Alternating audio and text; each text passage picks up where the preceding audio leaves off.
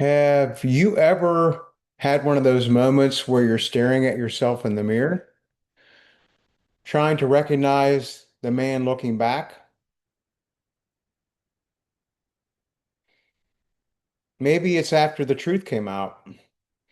Maybe it's after the trust collapsed. Maybe it's after you found out the person you thought you knew wasn't who you believed they were. Betrayal has a way of breaking not just your heart, but your identity, your worldview, your sense of who you are in the story. I was talking with a client recently who said, it's like I don't know if I'm the villain or the hero anymore. And that hit me because trauma creates a crossroads, and it feels eerily similar to the themes we see in Wicked. This tension between who the world says you are and who you really are becoming. In Betrayal, some people become a Glinda, polished, controlled, performing goodness. Others become an Elphaba, fiery, misunderstood, and authentic to a fault. But most men, most of us, become both. And the healing comes from understanding why. So today we're talking about betrayal trauma through the lens of Wicked and asking one powerful question. Are you becoming a Glenda or an Elphaba after betrayal? Let's dive in. Betrayal hits the nervous system like an emotional tornado. Nothing feels stable. Your identity feels questioned. Your worth feels shaken.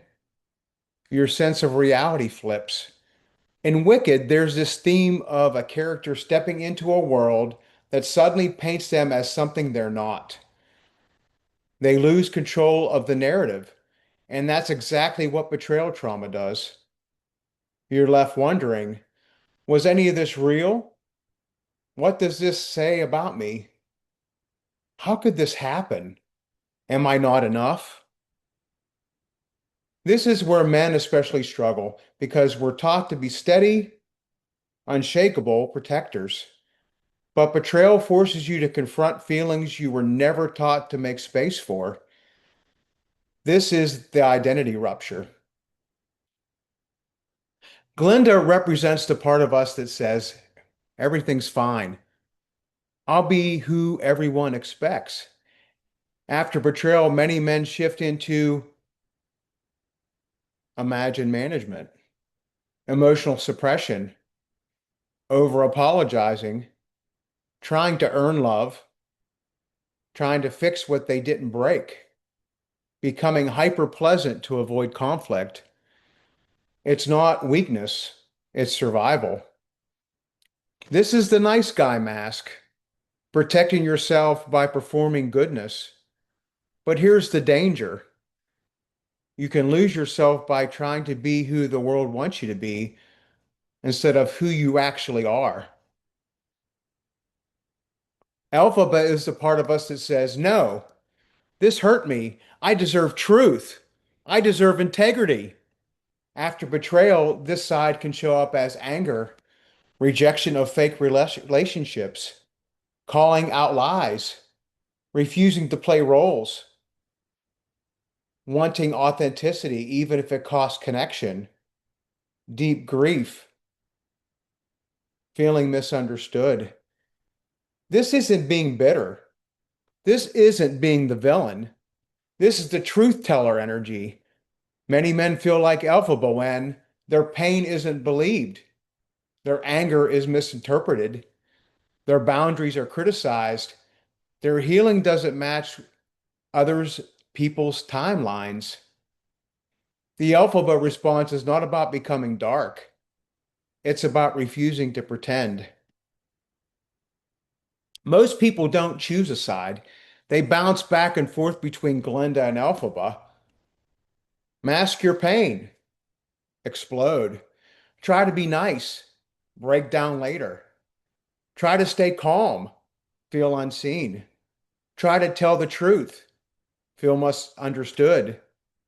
This chaos is normal. It's part of the healing. But the question is, which one are you? The question is, who are you becoming for good? Not good as in perfect, not good as in polished, but good as in authentically whole. In the story, there's this emotional turning point where both characters realize we have changed each other, and this has shaped who we are. Betrayal does the same thing. It shapes you. Sometimes it shatters you, but it also pushes you to rebuild on your own terms. Your for good moment is when you say, I will no longer chase love that harms me. I will no longer shrink to be chosen. I will not pretend everything is fine. I will not betrayal, not let it define me. I will become a man who stands in truth, even when it's uncomfortable. This is where empowerment begins, not with perfection, but with honesty. Truth, you're both, and that's good. You need both sides. Glinda brings compassion, hope, gentleness, and connection. Elphaba brings fire, truth, boundaries, and sovereignty. Healing comes from integrating them, from no longer abandoning yourself, from creating boundaries that honor your worth, from loving with integrity toward yourself first, from stepping into your new identity, not as a villain or a hero, but as a man who survived something that could have broken him. What happens when your definition of good starts to challenge the way others see you? Drop your question in the comments below. And in the next video, we'll be talking about why betrayed men often get cast as the villain, even when they're the ones hurting. So,